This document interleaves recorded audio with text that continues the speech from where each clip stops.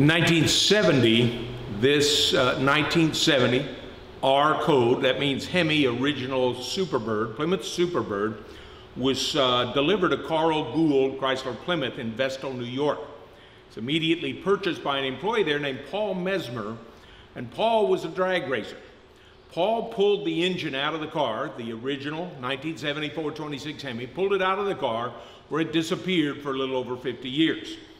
He immediately installed in it a Sox and Martin race Hemi, and Tim Richards, of later fame as a top fuel crew chief, drove the car, built the transmission, and in 1970, this car raced primarily at the US 30 drag strips in York, Pennsylvania.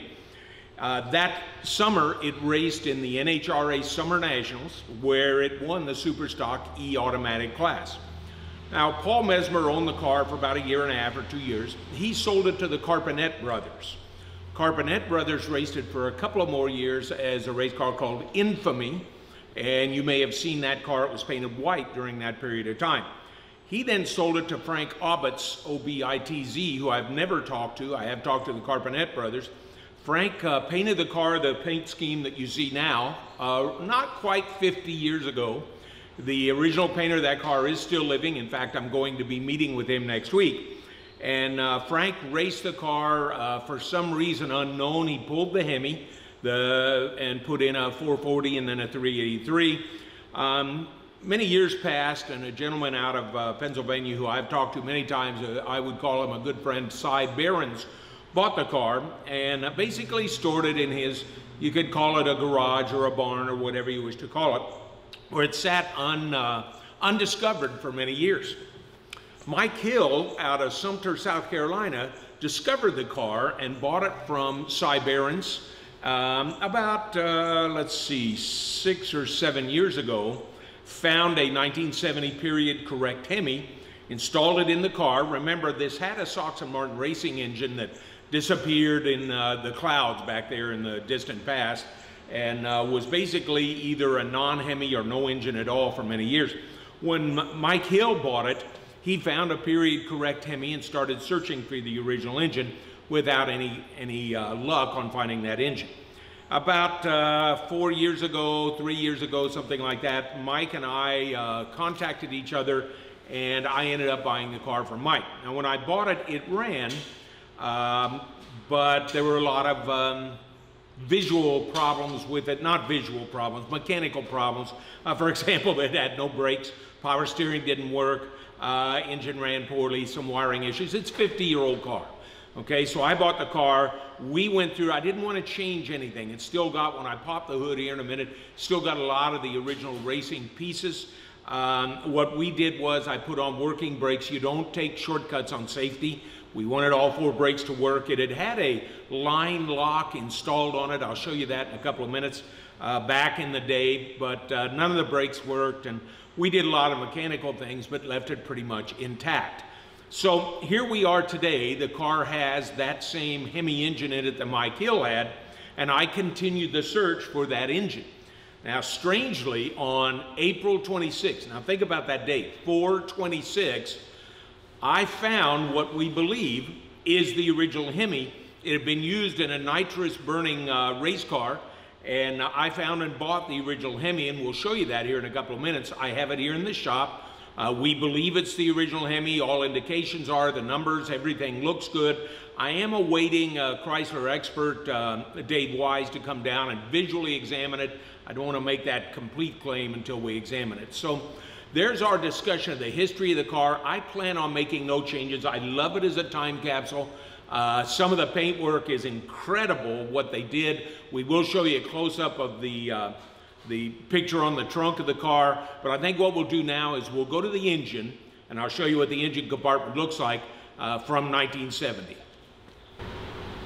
Okay, let's pop the hood. In 1970, you got something that looked kind of like this. Now, let me point a few things out to you. I don't know how close the cameraman can get or how good the light will be. For those of you that are my age, nearing 70 years old, this is a cool can. For those of you with fuel injectors, you have no idea what a cool can is. Well, these were carbureted cars, and gasoline burns. It evaporates, rather. Of course it burns. It evaporates. So what they did was they would run the gas lines into this cool can, pack it full of dry ice to keep the gas compressed, thus being able to push more gas into the carburetors, and then they take it out the top into the carb input. Now I've left the cool can in the car. I don't have it hooked up, but I have left the cool can hooked into the car because I wanted to leave it hooked into the car. I have a modern intake air filter and element on it that the Hemis use nowadays. I do not have a picture of what they used when Sox and Martin ran it. I would like to be able to get that. All right, so on this side of the car, all we basically did was rewire the engine compartment. I rebuilt the alternator, I rebuilt the power steering pump, replaced the hose. It was no good. And I haven't done anything else. The car runs fine. We have driven it. It's not really legal because it's open header Hemi with slicks. We have driven it on the street. I drove it about 15 miles round trip at the 50th reunion of the Aero Cars. I have driven it to a car show nearby here, about 10 miles round trip on the street, but most of the time we leave it on the back of our special trailer that we had custom painted to match this up. Now let's move over to the driver's side and let me talk about the engine compartment over there. Okay, so we're over on the driver's side of the car. We start up here and you'll see mounted on the firewall is the old line lock. Now what the line lock did was it enabled them to lock the front brakes and leave the back brakes unhooked so that they could clean the tires by burning the tires. Well, it was, you know, they did stuff 50 years ago in a different manner than we do today. I know I did it that way differently 50 years ago. So it was a mess.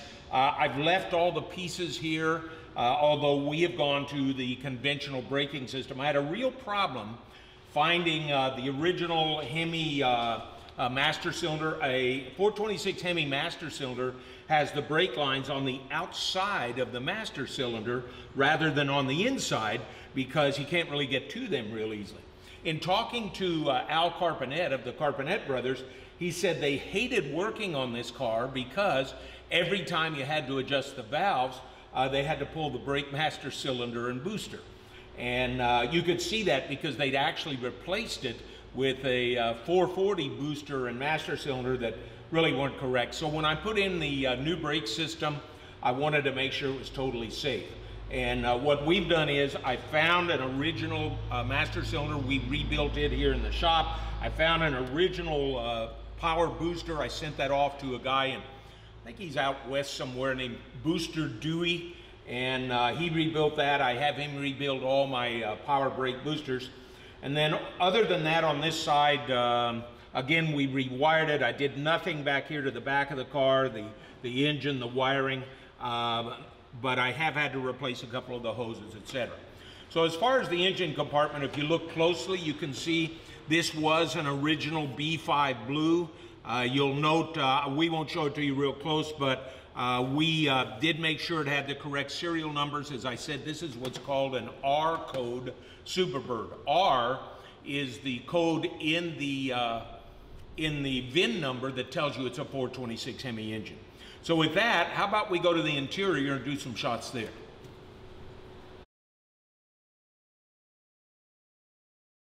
Okay, so here we are in the interior of the 1970 Plymouth Superbird NHRA National Champion at the Summer Nationals. Some things that I want to point out. This was originally a column shift automatic with a bench seat. There's a little bit of weight savings of the bench seat versus the buckets. As you can see, there's no column shift now. They put in a racing shifter mechanism with direct wiring of line locks and so on. Various kill switches still on the dash. The radio, of course, doesn't work. Tim Richards signed the glove box door for Mike Hill when he owned it. The interior is completely and totally original. Nothing has been replaced. It is a white interior car. There's still the one Superbird on the passenger door that you can see. All I've done is clean it up. I did rewire many of the things in here just because the wires after 50 years were a hodgepodge mess. And I did get the tachometer working again. I think what I'll do is I want to point out a couple of other things, and then I'm going to start it so you can see the gauges working. First, we have also the original color-coordinated racing helmet, the extent of safety tools back in the day. And yes, it does match the paint on the car.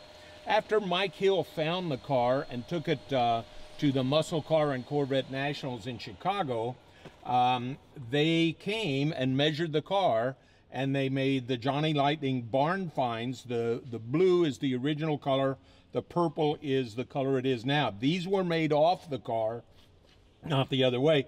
Owning the car, I will tell you the Johnny Lightning model has a black interior. That is not correct. It is a white interior. At the same time, American Muscle came and did the barn find car as well. It is correct as far as the interior, the paint scheme. They also measured it. When we show you that mural on the trunk lid, they even got the mural correct on here. I buy these whenever I can find them, and then I'll occasionally give them to little kids. If you come to one of the car shows, I'd be happy to talk to you about it. And I've been known to let kids start the car just for the hits. So how about we start it, see what a open header Hemi sounds like from the interior, show you the gauges as well. Okay. Of course, this is not an original steering wheel. It was added before my time. Let's fire it up, see what we got. Watch the tack. You'll hear it start.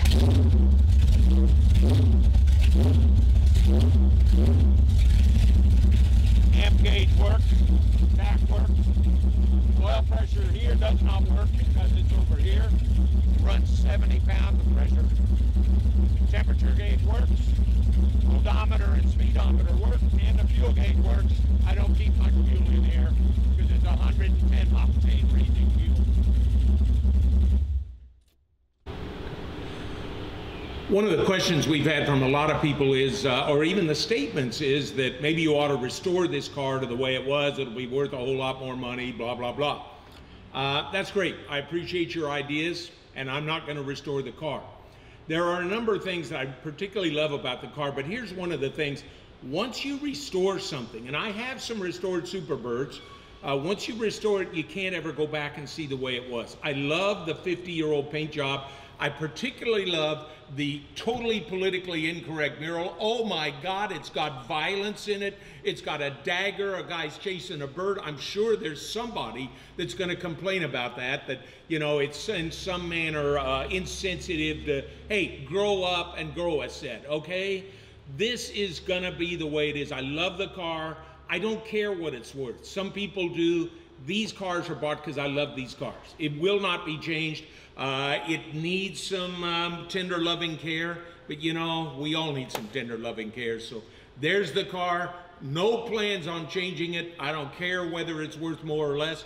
Personally, my son will have to worry about it, not me. Secondarily, I'm not sure it isn't worth more with the racing provenance and 50-year-old paint job than it would be as a fully restored Hemi.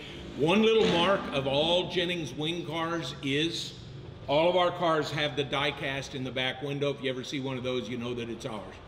We're going to close here in a minute. I'm going to show you the 50-year-old matching number Hemi engine, and I'll talk to you again soon after we show you that. Okay, this car was made, of course, in 1970, and as I said, they pulled that engine out immediately and put a Sox and Martin race Hemi in it. Nobody was ever able to find the engine. I know Mike Hill looked for many years. Back in mid-April of 2021, I was contacted by a friend of mine up in Indianapolis who said he is aware of a Hemi engine with the same serial number as this car that is for sale through, I don't know, Facebook or Pinterest or something like that. I called the individual that had it. We negotiated a deal, and I drove up all the way up into the backwoods of Michigan and bought this engine.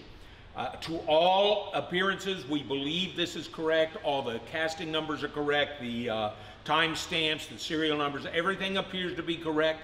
We have oral statements that it's correct, but I want the expert to come look at it. Now, what I have done is I've taken a whole bunch of extra parts from here around the shop. I know people have trouble believing it, but I did have an original set of carburetors from a Hemi. These are actually off of a Hemi Cuda, if you believe it, but they pretty much look the same.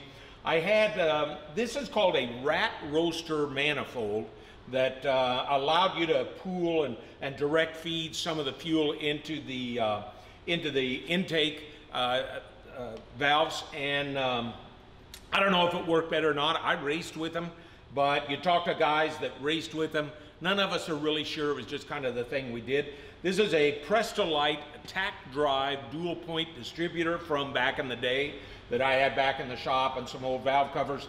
And then I just wanted it to look complete. I grabbed an aluminum or magnesium water pump housing, an old Hemi water pump, and the incorrect thermostat housing. And there you go. This is, as I said, we believe the original engine. When we get the written confirmation, we'll know. Now, one thing that you might look for if you watch this, I will have the purple Hemi Superbird and the orange Hemi Daytona at the Chrysler Nationals in early July of 2021. The orange Daytona will be in the Survivor tent. The purple Superbird will be at Building T. Come by and see me. I'll be there all 3 days. We'll be up at McCacken, the Muscle Car and Corvette Nationals in November of 21 with the orange Daytona. It'll be in the barn find section, but you'll find we're real approachable. I love talking about the cars, and come up, talk to us, be happy to talk to you. But till I see you then, I'm Bob Jennings. Behind the cameras, we have Matt Johnson and Ryan Jennings, and we love doing this stuff. Leave us some comments. Other than, as I said in the first video, you trolls, you can jump off the bridge and crawl back under there with the spiders where you belong. Till next time, I'm Bob. See you again.